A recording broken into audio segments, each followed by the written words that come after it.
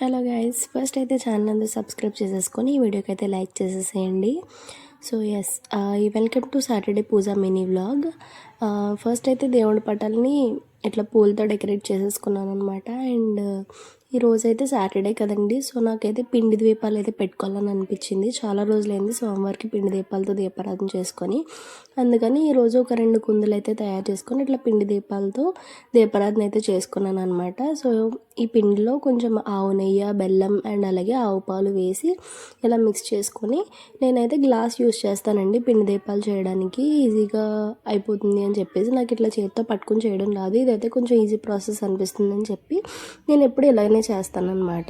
So glass తీసుకొని దానికి కొంచెం పిండితో డస్టింగ్ చేసి దాంట్లో ఈ పిండి పెట్టి ఇలా పిండిని ఈక్వల్గా చేసుకొని, ఇలా మీరు ఫింగర్తో కానీ లేదంటే ఏదైనా క్యాప్ యూజ్ చేసి కానీ ఇలా మధ్యలో హోల్ అనేది చేసుకుంటే మీకు కరెక్ట్గా షేప్ అనేది వచ్చేస్తుంది అనమాట. సో పూజ చేసుకున్న తర్వాత స్వామివారి వైపు అలా చూస్తూ ఉంటే ఆటోమేటిక్గా కన్నీళ్ళు అనేవి అలా వచ్చేస్తూ ఉంటాయండి. ఆయన బ్లెస్సింగ్స్ అంతా మన పైన ఉన్నట్టు అనిపిస్తుంది అనమాట. సో నా సాటర్డే పూజ అయితే ఇలా జరిగింది. మీకు కనుక ఈ వీడియో నచ్చినట్లయితే వీడియోని లైక్ చేయండి, ఛానల్ని సబ్స్క్రైబ్ చేసుకోండి అండ్ అలాగే వీడియోని షేర్ చేయండి.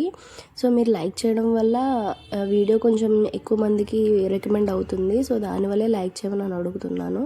సో వీడియో నచ్చినట్లయితే తప్పకుండా లైక్ చేయండి, లైక్ చేయకుండా మాత్రం అసలు ఎవరు వెళ్ళొద్దు. అండ్ అలాగే ఛానల్ని సబ్స్క్రైబ్ చేసుకోండి. మన ఛానల్లో మీకు యూజ్ అయ్యే కంటెంట్ చాలా ఉంది, ఒకసారి కంటెంట్ చెక్ చేసి ఆ తర్వాత సబ్స్క్రైబ్ చేసుకోండి. Thank you guys.